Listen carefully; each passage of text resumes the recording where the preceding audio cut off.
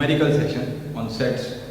ये numerical session रखने की इसलिए ज़रूरत है क्योंकि बहुत सारे ऐसे क्वेश्चंस हैं जो बहुत सिंपल है, लेकिन क्या है अपने उसको सॉल्व नहीं कर पाते क्योंकि अपन को कंसेप्ट नहीं पता होता। अपने वेन डायग्राम के बारे में अभी तक पढ़ा, मैंने इंटरसेक्शन, प्रॉपर्टीज, ऑपरेशन सब अपने पढ़ा। अभी उसको यूज़ कैसे करना है, ऐसे तो मैंने एक क्वेश्चन करवाया, लेकिन उसके बेसिस पे अपन बहुत क्वेश्चन करेंगे ताकि आपको वेन डायग्राम और थियोरेटिकल पर्सपेक्टिव से कैसे जाना है वो आपको पता चले। अभी आप सपोज करो कि ये क्वेश्चन है, in a group of 500 people, 500 people है, 350 जने हिंदी बोल सकते हैं, 300 जने इंग्लिश बोल सकते हैं। उनमें से आपको बताना है कि कितने पीपल इंग्लिश और हिंदी दोनों बोल सकेंगे, कितने पीपल सिर्फ हिंदी बोल पाएंगे और कितने पीपल इंग्लिश बोल पाएंगे। अगर थियोरेटिकल एस्पेक्ट की बात करें तो अपने एक फॉर्मूला देखा था ए यूनियन बी का। ए यूनियन बी का मतलब क्या है, टोटल ए और बी कितने लोग हैं अपने पास, 500 लोग हैं। अभी इसको अपन इलाबरेट करते हैं तो ये अपना फॉर्मूला था A intersection B, n of A plus n of B minus N A intersection B. तो आपने देखा कि ए अपने सपोज ले लेते हैं हिंदी को ले लेते हैं, this is number of people who knows Hindi and this is number of people who knows English. और इंटरसेक्शन का क्या मतलब है, जिसको दोनों आती हो, मतलब कॉमन है, ये कॉमन ही है, जिसको हिंदी और इंग्लिश दोनों आती हो उसको अपन इंटरसेक्शन भी बोलेंगे।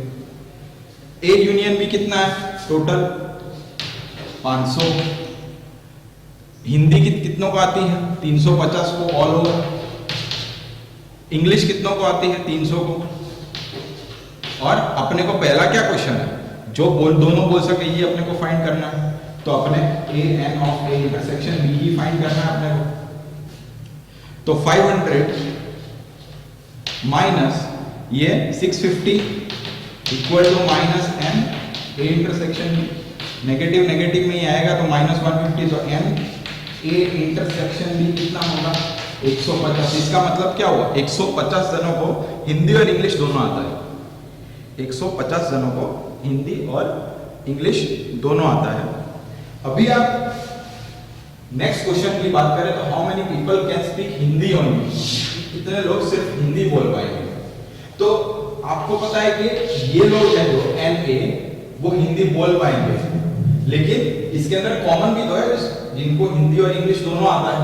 तो ये मैं एन ए की बात करूं तो एन ए का मतलब क्या होता है, जिसको हिंदी आती है, 350 जनों को हिंदी आती है, लेकिन इनमें से भी कितने लोग होंगे जिसको हिंदी और इंग्लिश दोनों आती है, यो इसके अंदर कॉमन अपने दिया हुआ। तो अपन क्या करेंगे कि ये 350 अगर मुझे पता करना हो कि सिर्फ ए मतलब हिंदी कितनों को आती है, सिर्फ हिंदी, ओनली हिंदी, तो मैं क्या करूंगा, इनमें से कॉमन को माइनस कर दूंगा। 350 में से कॉमन कितने हैं जिसको दोनों आती है, 150। 150 माइनस करूंगा तो कितना आएगा इसके अंदर आंसर, 200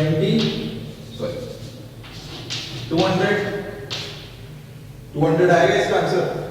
मतलब कि 200 जनों को हिंदी आती है, सिर्फ और सिर्फ हिंदी आती है, और 150 जनों को हिंदी प्लस इंग्लिश दोनों आता है।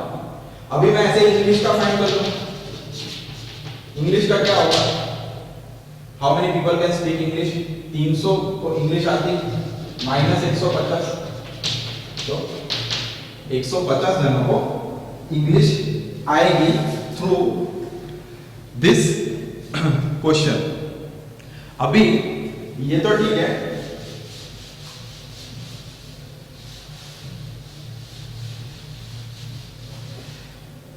ऐसे अपना आंसर आ गया। अभी मैं बात करूंगा कि अपने वेन डायग्राम से इसको बहुत इजीली सॉल्व कर सकते हैं। तो वेन डायग्राम की अगर मैं बात करूं तो वेन डायग्राम चलो दौड़ देते हैं। ये बहुत ही सिंपली वेन डायग्राम से आ जाएगा।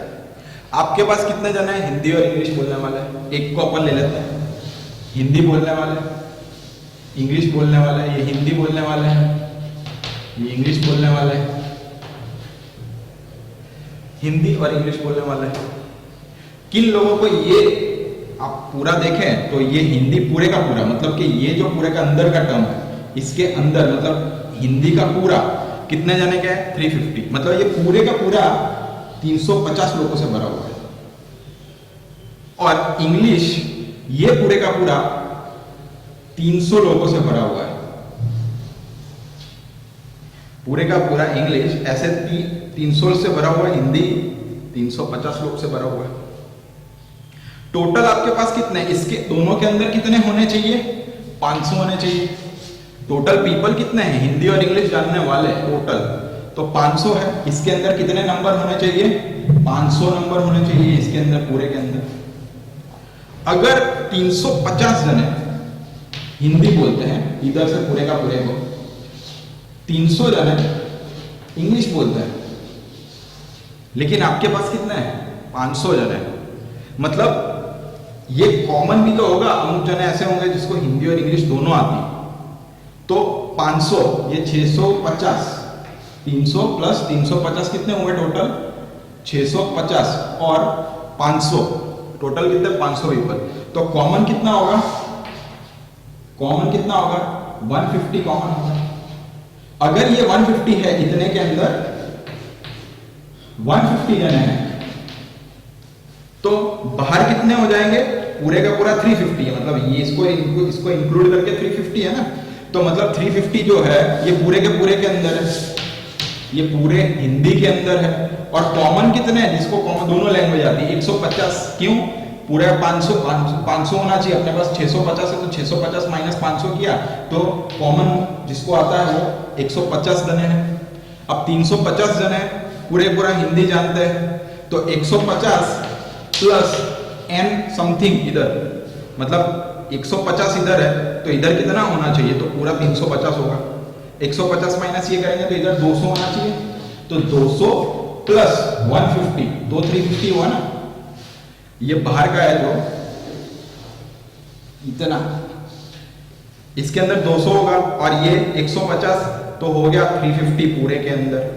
वैसे इसके अंदर देखो ये 350 का कन्वर्ट हो गया 200, वैसे 300 का क्या हो जाएगा 150 ये बाहर का और ये अंदर का पूरे का पूरा लेना, 300 और इधर 150, 150 प्लस 150 तो 300 होगा पूरे का पूरा।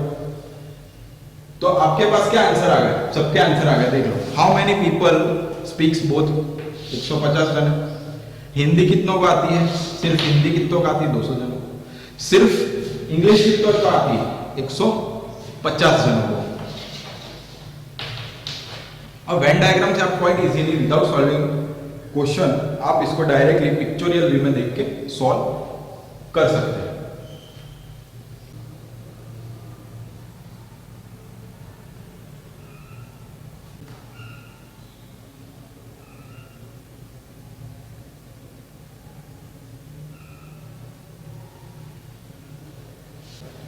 ये क्वेश्चन के अंदर एक क्वेश्चन में 10 क्वेश्चंस है।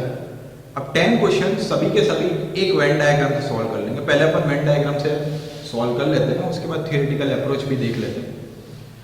But for J you have to understand Venn diagram. अगर जे की एग्जाम आपको देनी है तो वेन डायग्राम से ही try to solve question, any question Venn diagram से ही ट्राई करना, तो जल्दी आंसर आएगा आपका। सभी क्वेश्चन के लिए नहीं, लेकिन Venn diagram is can be used for 90% of the questions.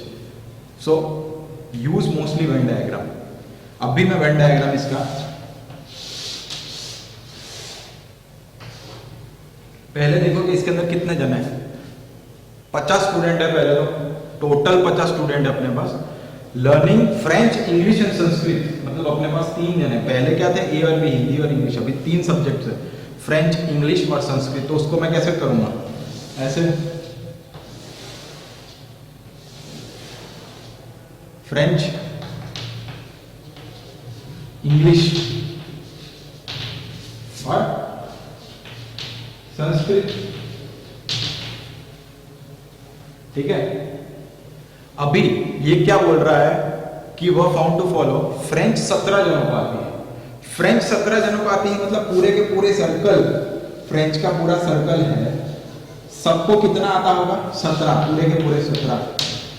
French पूरा जो सर्कल है उसके अंदर अमुक जना ऐसे भी फ्रेंच होंगे जिसको सिर्फ फ्रेंच आती है, फ्रेंच और इंग्लिश आती है ऐसे भी होंगे, फ्रेंच और संस्कृत आती है ऐसे भी होंगे, और फ्रेंच इंग्लिश और संस्कृत आती है वो ऐसे भी लोग होंगे। मतलब टोटल फ्रेंच जानने वाले लोग सर्कल के 17 जन हैं। अभी नेक्स्ट है इंग्लिश 13 जनों को आती है, मतलब पूरी की पूरी इंग्लिश, पूरे का पूरा इंग्लिश का सर्कल कितने जनों का आता है? 13 जनों का आता है। नेक्स्ट संस्कृत 15 जनों का आती है, मतलब पूरे का पूरा संस्कृत कितने जनों का आता है? 15 जनों का आता है। अभी आपको ये चीजें पता चल गई कि फ्रेंच जानने वाले टोटल लोग 17 हैं, इंग्लिश जानने वाले टोटल लोग 13 हैं, और संस्कृत जानने वाले टोटल लोग 15 हैं। अभी नेक्स्ट आपको क्या दिया गया है कि फ्रेंच प्लस इंग्लिश जानने वाले लोग कितने हैं? टोटल 9। मतलब फ्रेंच और इंग्लिश के बीच में ये पूरा सर्कल है। ये देखो आप, फ्रेंच और इंग्लिश ये पूरे का पूरा सर्कल, ऐसा कॉमन सर्कल, ये पूरा कॉमन सर्कल, मतलब पूरे कॉमन सर्कल 9 होगा, पूरे का पूरा कॉमन सर्कल। फिर वो बोल रहा है इंग्लिश प्लस संस्कृत जानने वाले लोग, इंग्लिश प्लस संस्कृत। अभी इंग्लिश प्लस संस्कृत ये वाला पूरा सर्कल है कॉमन वाला, इंग्लिश प्लस संस्कृत का, तो ये वाला आएगा कॉमन। कितने लोग हैं? इंग्लिश प्लस संस्कृत जानने वाले 4 लोग हैं। फिर वो बोल रहा है फ्रेंच और संस्कृत जानने वाले 5 लोग हैं।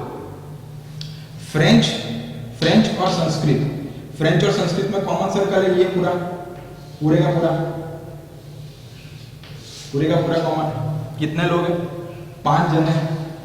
और वो ऐसा बोल रहा है कि English plus French plus Sanskrit जानने वाले, मतलब के कहा तीनों की तीनों कोइंसाइड क्या कर रहे हैं? यहाँ पे ये फ्रेंच भी है, इंग्लिश भी है, संस्कृत भी है, तीनों के तीनों सर्कल इधर मिल रहे हैं, तो ये बीच में क्या है? 3 होगा। इधर 3 जने ऐसे हैं जो सबके सब लैंग्वेज जानते हैं। अभी आपको सब सर्कल के बारे में पता चल गया, लेकिन इसके अंदर आपको क्या पता है कि ये पूरे का पूरा कॉमन फ्रेंच और इंग्लिश टोटल पूरा जानने वाले लोग 9 हैं। मतलब ये जो है ऊपर वाला पॉइंट कि केवल फ्रेंच और इंग्लिश के अंदर भी भाग पड़े, ये क्या है? तीनों के तीनों जानने वाले लोग 3 जने हैं, लेकिन ये पूरे का पूरे सर्कल में कितने जने हैं टोटल जो फ्रेंच और इंग्लिश भी जानते हैं? टोटल 9 है। तो अगर ये पूरे का पूरा 9 है तो ये वाली जगह पे कितना आएगा? 6 आएगा।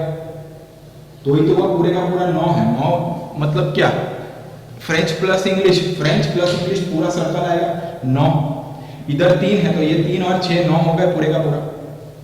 फिर इधर देखो, इधर अपने क्या बोला है? 5 है। ये पूरे सर्कल में कितने हैं? 5 है। अपने को कितने चाहिए? 5 चाहिए, टोटल 5 है, तो इधर कितना होगा? 2 होगा। फिर वही चीज इधर देखो, इधर क्या है? टोटल 4 है, तो इधर 1 होगा। टोटल 4 है ना पूरे का पूरा, फ्रेंच और संस्कृत जानने वाले पूरे लोग। 3 + 1 4, ये आपने लिख लिया। पूरे का पूरा कितना है? 17 है। तो आप कितना काट सकते हो? 6 + 3 + 2 कितना हुआ? 11। 11 और 17, 17 - 11 कितना हुआ? 6। मतलब पूरे सर्कल में देखो आपने डिस्ट्रीब्यूट कर दिए। 6 सिर्फ फ्रेंच जानते हैं, 6 + 6 + 3 + 2 कितना हुआ? 17। मतलब पूरे फ्रेंच में 17 हो गया। तो ऐसे आपको नंबर अरेंज कर दिए। फिर वैसे ही आप इंग्लिश देख लो, इंग्लिश में क्या है? टोटल कितना है? इंग्लिश पूरा जानने वाले 13 लोग हैं, तो 6 + 3 + 1 कितना हुआ? 6 + 3 + 1 10। 10 और कितने जाने जानते हैं? इंग्लिश, सिर्फ इंग्लिश कितना जानते हैं? 13 जने। तो इधर आएगा 3, 13 हो गए टोटल। फिर नीचे संस्कृत में कितने जने जानते हैं? 15 जने जानते हैं। कितना टोटल है? 3 4 5 और 6। इधर क्या आया? 9। 9 + 2 + 3 + 1 पूरे का पूरे 15 हो गए।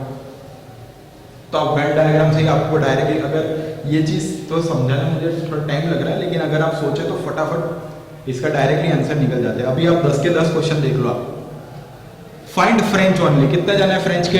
6 जने, सिर्फ फ्रेंच जानने वाले। इंग्लिश जानने वाले कितने हैं? सिर्फ इंग्लिश, ओनली इंग्लिश इतने हैं। ये कॉमन तो आएगा नहीं, सिर्फ इतने 3 जन है। सिर्फ और सिर्फ इंग्लिश जानने वाले 3 जन है। फिर संस्कृत जानने वाले कितने? 9। फिर English plus Sanskrit but not French, English plus Sanskrit but ये फ्रेंच नहीं आएगा। कितने जना है? 1 जना, 1 जना। फिर फ्रेंच एंड संस्कृत, फ्रेंच और संस्कृत बट नॉट इंग्लिश, तो ये कॉमन वाला नहीं आएगा, सिर्फ 2 आएगा। इसका आंसर 2 होगा। French and English but not Sanskrit, French and English but not Sanskrit, ये कॉमन वाला नहीं आएगा। 6 जने जानते हैं। 6 at least one of the 3 language, at least one of the 3 language का मतलब क्या?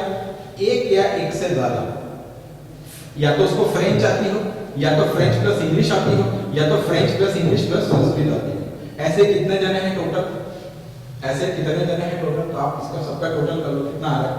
ये 6 6 3 2 कितना आ रहा है? सबका सब जानते हैं वो एटलीस्ट एक या एक से ज्यादा। कितना आएगा? 6 प्लस 6 12 प्लस 3 15 17 20 21 एंड 9 30 जने। टोटल कितने जने हैं? 30, जिसको एक या एक से ज्यादा लैंग्वेज आती है। फ्रेंच 6 जनों को आती है, फ्रेंच प्लस इंग्लिश 6 जनों को आती है, फ्रेंच इंग्लिश और संस्कृत 3 जनों को आती है, इंग्लिश फ्रेंच और संस्कृत 2 जनों को आती है। ऐसे करके सबका टोटल करोगे तो एक या एक से ज्यादा लैंग्वेज जानने वाले 30 जने हैं। अभी ये पूछ रहा है 8वां question, none of the language, कितने ऐसे लोग हैं जिसको एक भी लैंग्वेज आती नहीं? अभी आप जाए टोटल पे, कितने टोटल स्टूडेंट है? 50। लैंग्वेज जानने वाले कितने हैं? एक या एक से ज्यादा 30 जने हैं। तो 50 माइनस 30, तो कितने जनों को कोई भी लैंग्वेज नहीं आती? 20 जनों को एक भी लैंग्वेज नहीं आती। अभी नेक्स्ट, एग्जैक्टली वन लैंग्वेज, एक ही लैंग्वेज आती है, तो सिर्फ और सिर्फ फ्रेंच जानने वाले कितने? 6, इंग्लिश जानने वाले कितने? 3, और संस्कृत जानने वाले कितने? 9। तो 6 प्लस 3 प्लस 9 कितना हो? 18। तो 18 जनों को एक ही लैंग्वेज आती है। एग्जैक्टली 2 लैंग्वेज, एग्जैक्टली 2 लैंग्वेज किसको आती है? एक तो ये 6 जनों को फ्रेंच और इंग्लिश आती है, 2 जनों को फ्रेंच और संस्कृत आती है, 1 जने को इंग्लिश और संस्कृत आती है। तो कितना हुआ? 6 प्लस 2 प्लस 1 9। तो एग्जैक्टली 2 लैंग्वेज जानने वाले कितने लोग हैं? 9। तो सिंपली ये वेन डायग्राम से आपके सभी क्वेश्चंस सॉल्व हो जाते हैं, सिर्फ वेन डायग्राम। प्रीवियसली अपन ने देखा कि वेन डायग्राम से ये क्वेश्चन कैसे सॉल्व होता है। अब अपन थियोरेटिकल अप्रोच की बात करें। थियोरेटिकल अप्रोच अपने चलो ऐसे रखते हैं,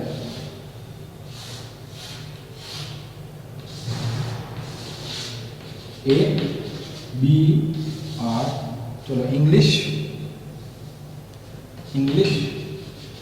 संस्कृत और फ्रेंच। ठीक है, वेन डायग्राम पे तो ऐसा ही था, लेकिन वेन डायग्राम ने अपने क्या डायरेक्टली सोच लिया। अब ये थियोरेटिकल अप्रोच करते हैं। चलो इसको अंदर के वैल्यूज को ले लेते हैं, A B C D E F G, सबके सब वैल्यूज ले लिए, A B C D E F G. लेकिन आपको इतना पता होना चाहिए कि ये पूरा इंग्लिश के अंदर क्या होगा? A plus B plus C plus E plus D. अभी इसको अपने ऐसे ही लिखते हैं। पहला क्या बोल रहा है वो? सिर्फ और सिर्फ फ्रेंच 17, मतलब A plus B plus E plus D कितना है? 17। पूरे का पूरा आएगा ना, सॉरी इंग्लिश का बोल रहा है वो, इंग्लिश का 13। इंग्लिश जानने वाला पूरा सर्कल आएगा, मतलब A plus B plus E plus D 13। फिर नेक्स्ट है संस्कृत ले लो, चलो कितना होगा? B plus C plus D plus F, पूरे का पूरा संस्कृत सर्कल। कितना है संस्कृत सर्कल में? 15। फिर फ्रेंच सर्कल में कितना है? E plus D plus F plus G, कितना है? 17। सब लिख लिया आपने। फिर ये लिखिए, दूसरा क्या दिया होगा? इसके अंदर French plus English, French plus English कितना दिया हुआ है? फ्रेंच प्लस इंग्लिश का क्या क्या दिया हुआ है? E plus D, French plus English ई plus D, French plus English क्या है? ई प्लस डी, कितना दिया हुआ है? 9। फिर English plus Sanskrit, English plus Sanskrit B plus D, English plus Sanskrit B plus D. फिर French plus Sanskrit, French plus Sanskrit कितना हो? B plus F, French plus Sanskrit D plus F कितना? 5। अभी इंग्लिश संस्कृत और फ्रेंच कितना है? डी, डी को बोलूंगा तो डी के अंदर क्या आएगा? ठीक, अभी सिर्फ कुछ नहीं करना, डायरेक्ट डी रख दो इधर, आपको डी सबके सब आपको पता चल। डी का मतलब 3, मतलब एफ क्या आएगा? इसको देखो, डी प्लस एफ 5 है, मतलब एफ क्या आ गया? 5 माइनस 3 2। फिर एफ आपको पता है, इधर भी डी दिया हुआ है, मतलब डी कितना होगा? बी प्लस डी, तो बी कितना है? बी आ गया आपका 1। सिर्फ इक्वेशन के अंदर वैल्यूज रखी है आपने केवल। इसके अंदर ई कितना है? 6, डी की वैल्यू इसके अंदर रखो, ई का वैल्यू 6। अभी ये सब वैल्यूज आपको पता चल गई, ई का वैल्यू पता है, डी का पता है, एफ का पता है, डी का पता है, मतलब आपको बी का पता है, ई का पता है, ई का पता है और डी का पता है, तो ए मिल जाएगा अपने आप को। कितना होगा? बी कितना है? 1, ई कितना है? 6, डी कितना है? 3। 6 प्लस 3 प्लस 1 कितना है? 10। बचा कितना? ए का वैल्यू कितना आया? 3, ए का वैल्यू आ गया 3। अभी वैसे ही इसका अंदर आप चेक करें तो B plus C plus D plus F, इसके अंदर आपको सी मिल जाएगा। सी कितना मिलेगा? बी 1, एफ 1 2 और 3 4 5 6, तो आपको सी कितना मिलेगा? 9। फिर वही चीज इसके अंदर डालो, E plus D plus F plus G, E plus D plus F plus कितना हुआ? ई 6 7 8 9 10 और 11 कितना आया जी?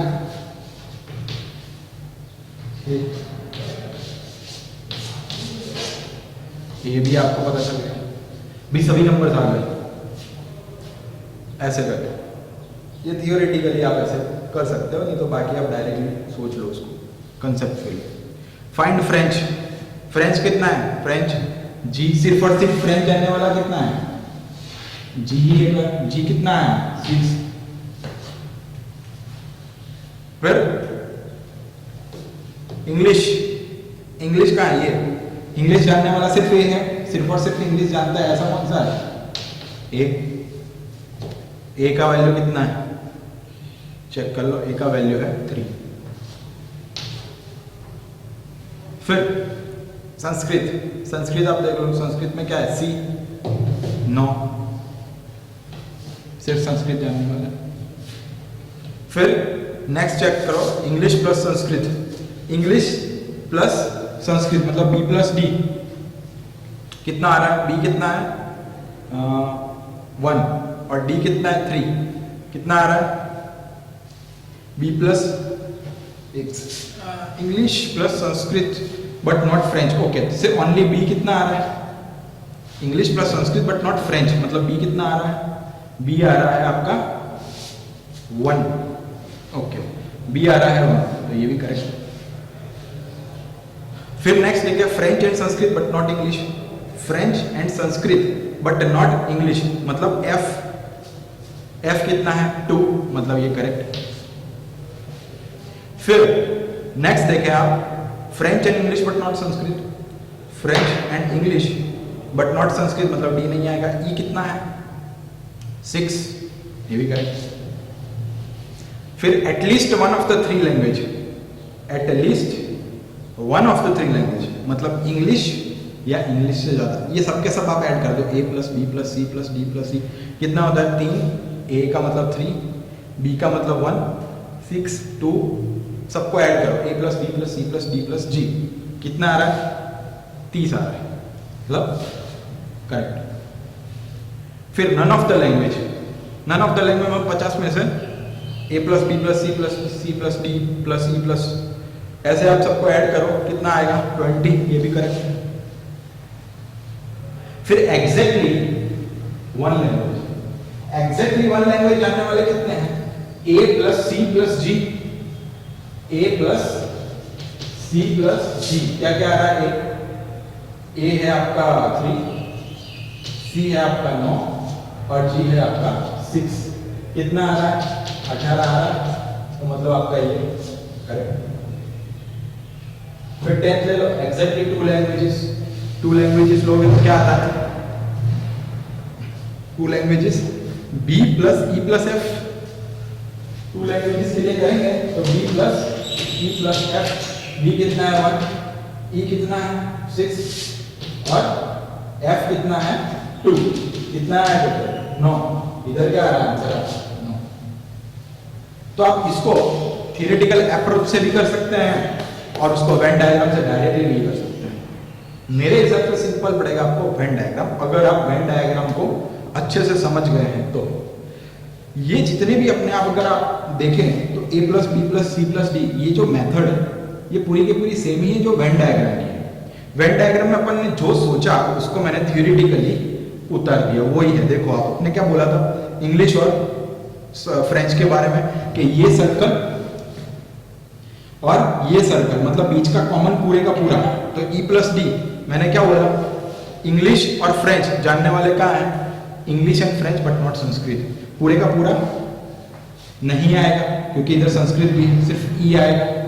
तो ई का मतलब क्या आया आपका आंसर, ई का मतलब आया आपका 6, दैट इज करेक्ट। मतलब वेन डायग्राम में जो अपन सोच रहे हैं उसको अपन थियोरेटिकली लिख रहे हैं, बस वही चीज है।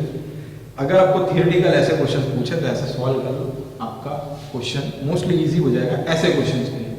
बाकी वेन डायग्राम से मोस्टली सब क्वेश्चन सॉल्व हो जाते हैं 90% ऑफ द क्वेश्चंस।